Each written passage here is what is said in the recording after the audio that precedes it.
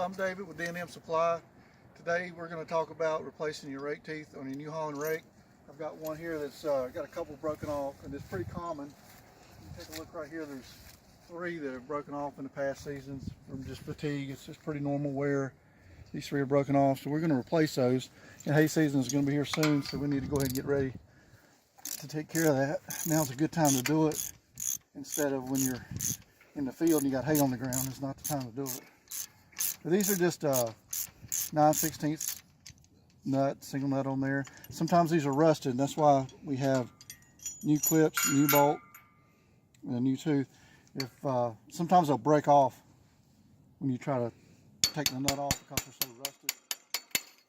You just pop those out. This one's rusted, but not too bad. Sometimes they break. This one didn't. The clip here could be used, but for this illustration, I'm going to go ahead and put in all new stuff, assuming that they would need that.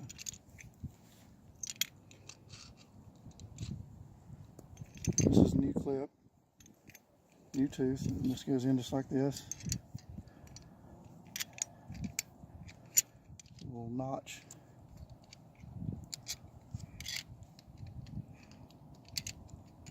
There. Get it just right.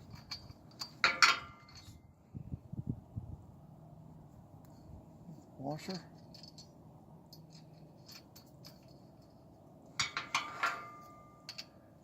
This one has a different size nut than the one that came off. That's no problem. You can do this with a wrench or even an adjustable wrench in the field if you had to. But I got a ratchet to make it a little quicker.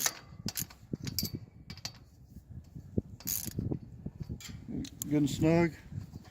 I usually spin them and test it, see if it hits. May need to adjust it a little bit. If it's hitting, this one is hitting a little bit. So we're going to make an adjustment on it.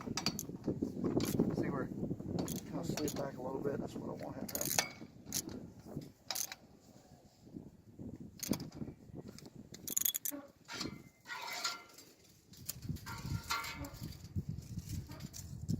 Okay, that's it.